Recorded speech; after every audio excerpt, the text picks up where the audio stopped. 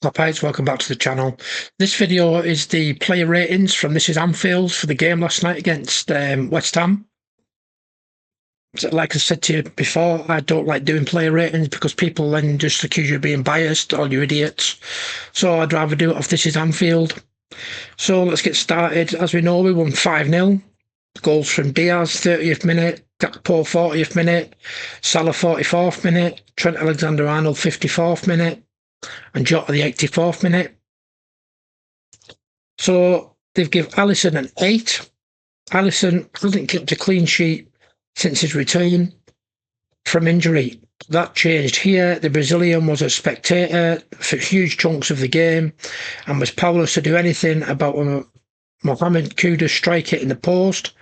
Liverpool have a different aura about them with Alisson in goal. Trent Alexander-Arnold, 9. Alexander-Arnold really enjoyed himself at the London Stadium, wreaking havoc with Salah down the right flank. His passing was crisp and inventive, and he combined energy with crucial defensive work.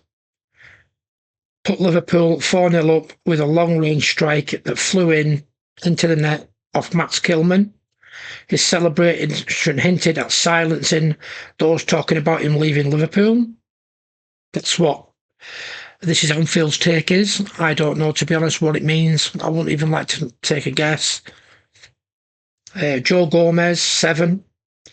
Having coasted through the opening half hour or so, playing some precise long passes, Gomez picked up a hamstring injury. Fingers crossed it's nothing too serious. Van Dijk, 9. Van Dijk has been almost perfect all season long, and that applied yet again here. The Dutchman dealt with any rare threats that came his way, especially aerially, and he is leading the troops superbly this season. Didn't lose a single duel on the day, and even strode forward and hit the target late on.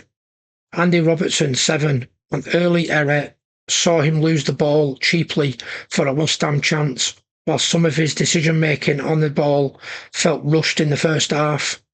That said, there was still lots to admire about Robertson's performance, as he provided plenty of overlaps to create space for Cody Gakpo. Ryan Gravenberch, 8. Gravenberch continued his run of starting every Premier League game this season, bossing the midfield battle. There was that effortless class to the Dutchman's game again, with his dynamism ensuring West Ham's midfielders couldn't get near him. He is the revelation of the season so far.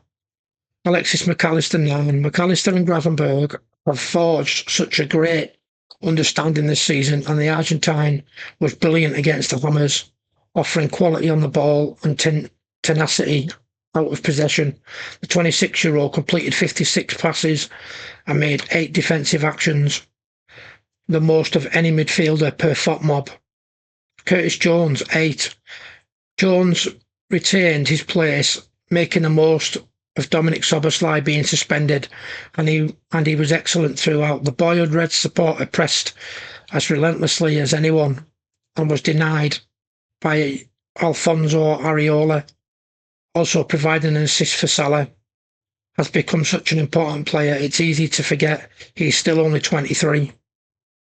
Mohamed Salah, 9. They've given him man of the match. It's a no-brainer, isn't it? He's definitely man of the match. Another game, another new record for Salah, this time becoming the first Premier League player to score and assist in the same game 8 times in a single season. And we're not even at the halfway point of the campaign. The Egyptian was thwarted by Areola and brilliantly involved in Gakpo's goal, then found the net himself with a clinical finish, taking him to within 1 goal of Thierry Henry's Premier League tally.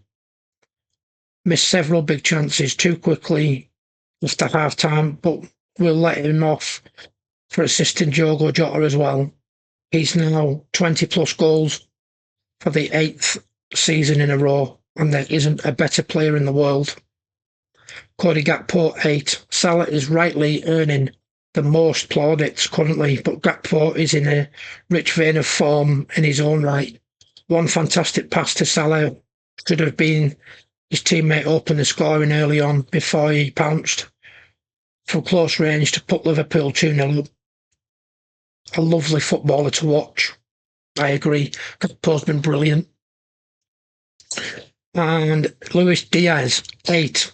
Diaz was backed to lead the line at the expense of Darwin Núñez, more than justifying his selection.